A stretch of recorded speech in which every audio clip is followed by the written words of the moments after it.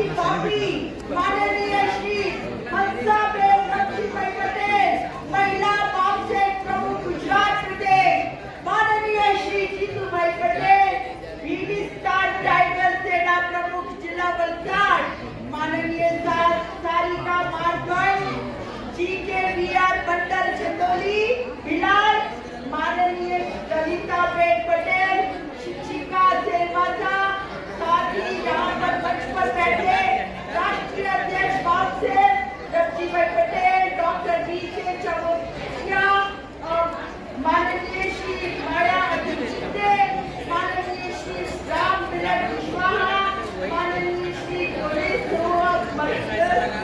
और यहाँ पर इस कार्यक्रम का सुंदर आयोजन करने वाले और हमारे आयोजक भीमराव कटके और महिला रमाई ब्रिगेड की मुख्य हमारे आगेवान रोचनाबेन कटके और यहाँ उपस्थित रमाबाई ब्रिगेड की तमाम आयोजक महिला बहनें और यहाँ दूर दूर से वापी, वलसाड, सिलवासा सभी जगह से आए जितने भी मेरे साथी हैं और छोटे छोटे प्यारे प्यारे बच्चों को रत्ना वोरा का जय भीम, जय संविधान, जय मूल निवासी और वीरा सलाम। साथियों, जब बेटियों की बात आती है तो हमारे देश में जैसा हम जानते हैं विभिन्न सत्तात्मक सामाजिक संरचना है और ऐसी संरचना में आप सभी जानते हैं यदि बेटी पैदा होती है तो उसके लिए जलेबी बांटी जाती है और बेटा पैदा होता है तो बर्फी बांटी जाती है। मतलब बेटियों को बचपन से ही भेदभाव का शिकार होना पड़ता है। बेटियों को बताया जाता है कि तुम्हें कैसे बोलना है, कैसे चलना है, किससे बात करनी है, किससे बात नहीं करनी है, कहाँ जाना है, कहाँ नहीं जाना है, आगे जाके तुम्हें घर संसार बसाना है। यही सब पाठ पढ़ाए जाते लगभग हर एक के घर में, जबकि बेटों के लिए ऐसी कोई बात नहीं है। साथियों, इसका कारण क्या आप जानते हैं?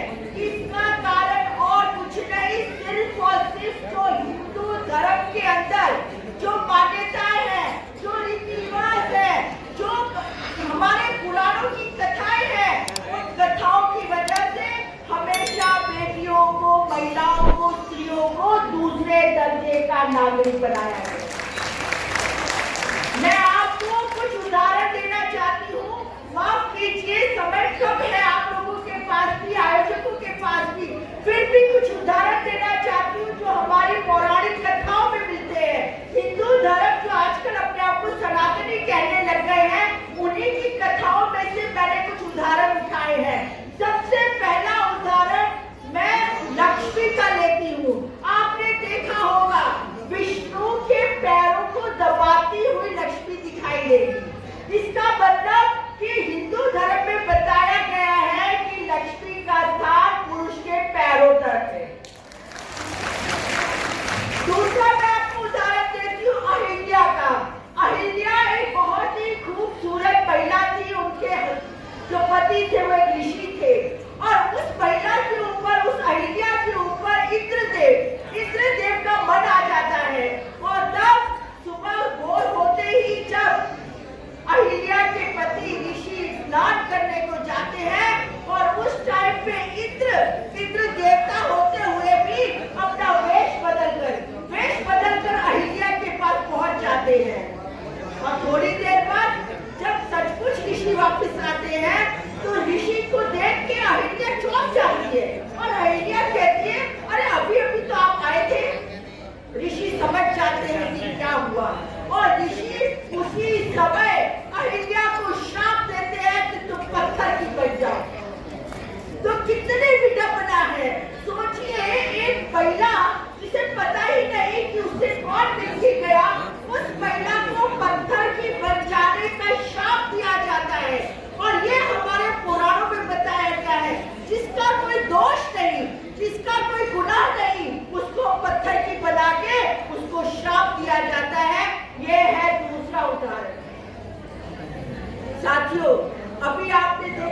कि महाभारत को सब लोग बहुत अच्छी तरह से जानते हैं, और महाभारत में एक चरित्र है द्रौपदी का।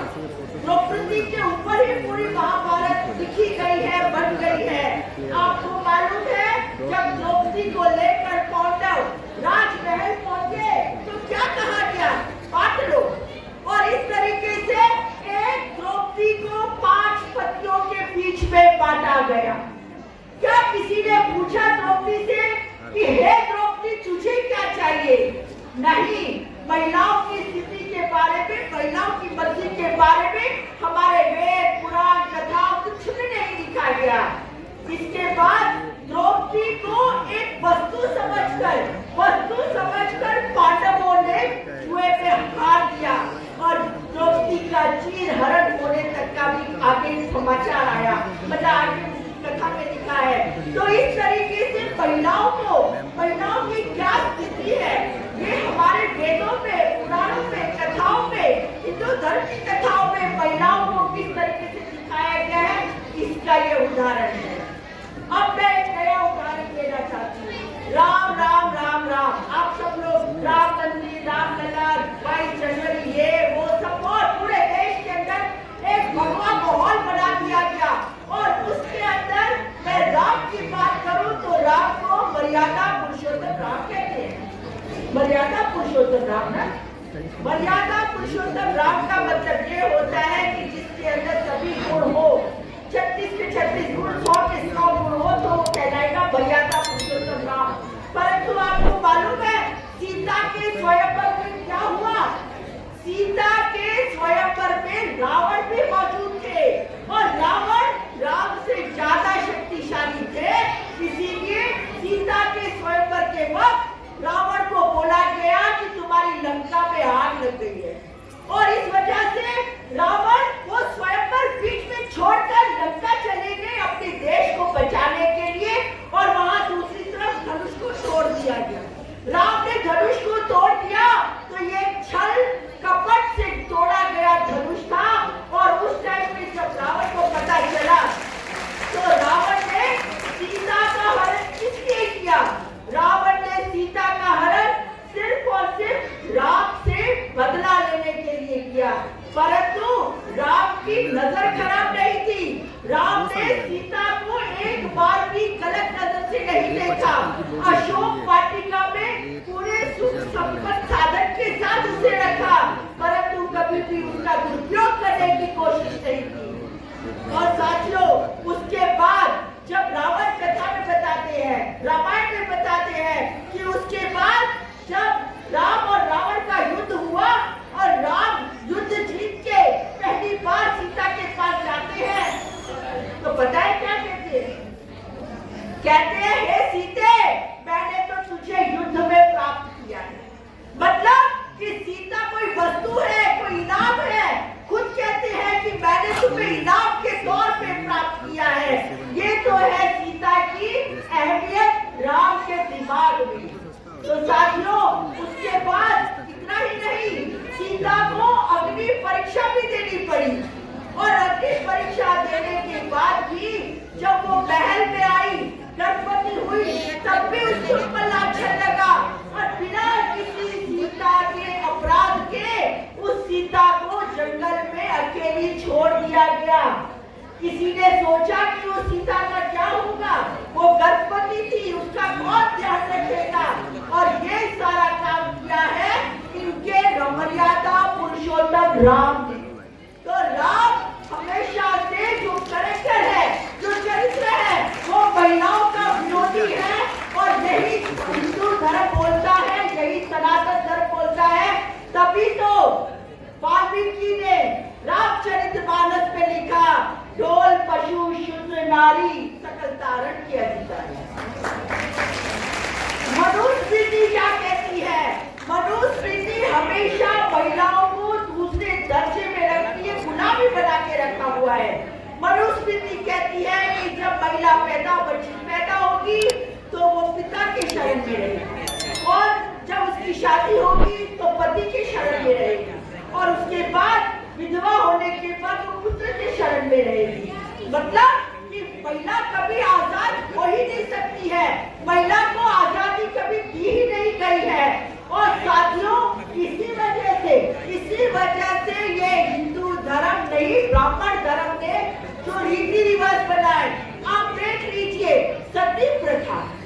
सती प्रथा मतलब एक जीती जागती महिला को जिंदा जला दिया गया। इसी धर्म और इसी प्रथा में और इसी समाज में सती प्रथा की गई। देवदासी प्रथा, दूध पीती प्रथा, छोटी छोटी बच्ची जैसे पैदा हुई दूध के बर्तन में डाल दिया और उसका गला घोट के मार दिया। ऐसी प्रथाएं, उनके अंदर विधवा विवाह की प्रथा नहीं थी, विधवा विवाह नहीं कर सकती थी, बाल नग्न हुआ करते थे। ये तमाम बुराइयां सिर्फ इसीलिए थी, तमाम रीति रिवाज नहीं, कुरिवाज इसीलिए थी ताकि महिलाएं सोचे नहीं, महिलाएं समझे नहीं, महिलाएं आजादी ना मांगे, महिलाएं शिक्षा की बात ना करें। अब शिक्षा की बात करती हूँ। जब शिक्षा में हमारे हिंदू धर्म में सरस्वती देवी एक बनाई गई है, सरस्वती देवी होते हुए भी महिलाओं को शिक्षा का कोई अधिकार नहीं, महिलाओं को शिक्षा से वंचित करा गया। तो ये सरस्वती देवी का क्या मतलब है? तो साथियों, इस सरस्वती देवी को बाजू में रखो और हमारी जो सावित्रीबाई फुले है उनको याद करो। सावित्रीबाई फुले पूरे हिंदुस्तान की प्रथम महिला शिक्षिका बनी और उन्होंने सावित्रीबाई फुले ने महिलाओं को शिक्षित किया। और आप जानते हैं इन लोगों ने सावित्रीबाई फुले का क्या हाल किया? सावित्रीबाई फुले जब बच्ची थी, वो पढ़ना चाहती थी, तो उनके पिता ने कॉपी पेंसिल फाड़ के फेंक दी और उसके बाद 9 साल की उम्र में सावित्रीबाई फुले का विवाह ज्योतिबाई फुले से किया। परंतु ज्योतिबाई फुले भी क्रांतिकारी थे, दिमाग में समाज सेवा थी।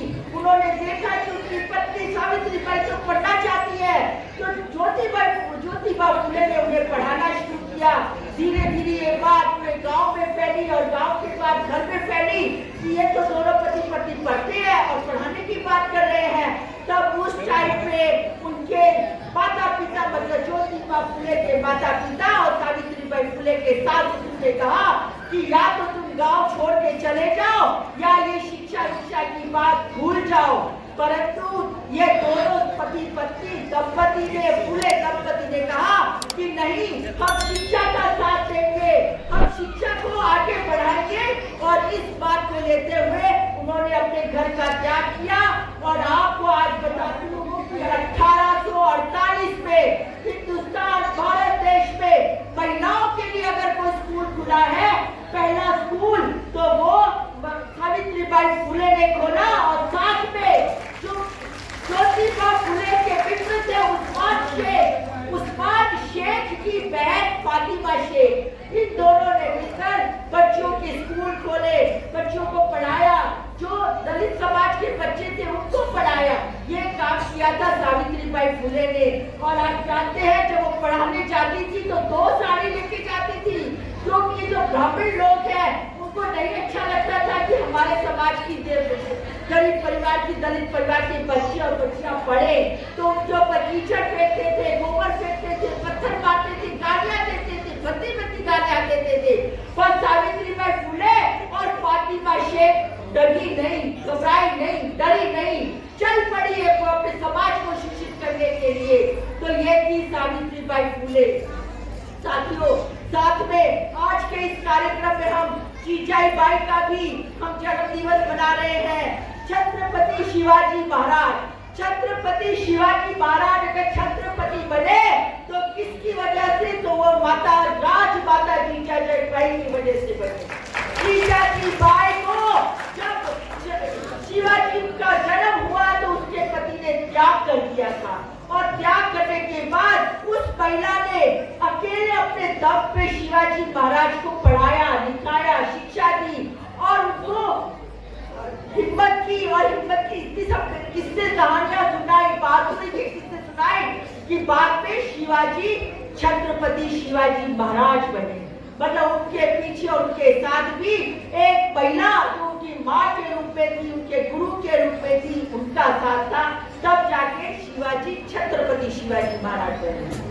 अब साथियों, आज की तारीख में जो इसके लिए आज हम सब लोग यहाँ इकट्ठे हुए हैं और भीमराव भाई ने इतना बड़ा अच्छा कार्यक्रम किया है, हम रमाई माता के बारे में तो जरूर बात करेंगे, क्योंकि पूरे विश्व विभूति जो बने, विश्व में जो सबसे ज्यादा पढ़े लिखे डॉक्टर भीमराव अंबेडकर, आज हम गर्व से कहते हैं अगर डॉक्टर भीमराव अंबेडकर हमारे हैं तो उन डॉक्टर भीमराव अंबेडकर को भीमराव अंबेडकर बनाने के पीछे और किसी का नहीं, माता रमाईबाई का हाथ। हमने माता रमाईबाई के बारे में यहाँ पर नाटक भी देखे, नृत्य नाटिकाएं भी देखी, उनके बारे में गीत संगीत भी सुने। तो माता रमाईबाई के बारे में जितना कहा जाए उतना कम है। वह एक ऐसी महिला थी जो चुपचाप सब कुछ सहन करती गई। सहन करने का मतलब अपने पति के प्रेम में पति को आगे देखना चाहती थी। वो ये चाहती थी कि उनके पति आगे बढ़े। और उसके बाद आज मैं आपको उनकी लंदन में जब बाबा साहेब अम्बेडकर थे तो मैं आपको उनकी जो चिट्ठी थी वो चिट्ठी पढ़ के हिंदी में सुनाती हूँ, क्योंकि मराठी में लिखी थी वो चिट्ठी। उस चिट्ठी के भावार्थ अगर आप समझ जाएंगे तो आप समझ जाएंगे कि बाबा साहेब और रमाईबाई में क्या रिश्ता था, क्या अटूट प्रेम था और दोनों ने एक दूसरे के लिए क्या समय बिताया था। सिर्फ 27 साल का दाम्पत्य जीवन था और 27 साल के दाम्पत्य जीवन में एक समय तो ऐसा आया कि माता रमाई को 4 संतानें खोनी पड़ी। और एक समय निर्धनता का इतना खराब आया कि जब उनके बड़े बेटे की मृत्यु हुई तो उनके पास उसको ढकने के लिए कफन भी नहीं था। तो माता रमाई ने अपनी साड़ी को 2 टुकड़े में बांटा, एक टुकड़ा अपने तन पे लगाया और दूसरा टुकड़ा उसने अपने बेटे के मृत्यु शरीर पे लगाया। तो ऐसे हालातों में माता रमाईबाई ने बाबा साहेब अम्बेडकर को प्रोत्साहन दिया और कहा कि नहीं, आप अपना मिशन चालू रखिए। और उसी के संदर्भ में मैं ये कवि पत्र है वो पत्र पढ़ूंगी और उसके बाद आप लोगों के बीच में से मैं रजा लूंगी। ये पत्र पढ़ने के लिए मुझे जरा समय दीजिए। ये पत्र है भीमराव अंबेडकर का रमाबाई के नाम। मैं ज्ञान का सागर निकाल रहा हूँ, मुझे और किसी का भी ध्यान नहीं है, परंतु ये ताकत जो मुझे मिली है उसमें तुम्हारा भी हिस्सा है। तुम यहाँ मेरे संसार को संभाले बैठी हो, आंसुओं के जल छिड़क कर मेरा मनोबल बढ़ा रही हो। इसलिए मैं बेबाक तरीके से ज्ञान के अथाक सागर में गोते लगा रहा हूँ और दहन पा रहा हूँ। रमा, तुम मेरी जिंदगी में ना आती तो, तुम मेरी साथी की तरह न मिलती तो क्या होता। मात्र संसार सुख का ध्येय समझने वाली स्त्री मुझे छोड़कर चली गई होती। आधे पेट रहना, उपला चुनने जाना या गोबर को गूंथकर उपला बनाना या उपला छापने के काम पर जाना। मुंबई में कौन ये सब पसंद करेगा। घर के छिछड़े हुए कपड़ों को सीते रहना, इतना ही नहीं, एक माचिस की डिब्बी से पूरा माह निकालना, इतने में ही तेल, अनाज और नमक से पूरा महीना चलाना। ऐसे उद्देश्य कौन सुनेगा। गरीबी से रहने के ऐसे आदेश तुम्हें मीठे नहीं लगते तो मेरा मन टुकड़े टुकड़े हो गया होता। मेरी जिद में दरारें पड़ गई होती, मेरे सपनों का खेल पूरी तरह से तहस नहस हो जाता। रमा, मेरे जीवन के सब सुर बेसुरे हो जाते, सब कुछ तोड़ मरोड़ के रह जाता, सब दुखमय हो जाता। मैं शायद पौधा बनकर ही रह जाता। रमा, अपने आप को संभालना जैसे तुम मुझे संभालती हो। तो साथियों, बस आज मैं अपनी बात यही खत्म करना चाहती हूँ। आशा है कि आपको लगा होगा और आयोजकों का मेरे श्री का बुलाने के लिए, मेरा स्वागत करने के लिए, सम्मान करने के लिए सबका मैं तहे दिल से धन्यवाद करती हूँ। सभी भाइयों का, बहनों का, बच्चों को भी, मैं बहुत सारे बच्चों को प्यार करती हूँ, भाइयों बहनों को बहुत सारा धन्यवाद देती हूँ कि आपने मुझे सुना और मुझे हौसला दिया। इसके साथ ही मैं आपके बीच में रजा लेती हूँ। एक बार फिर जय जय जय जय।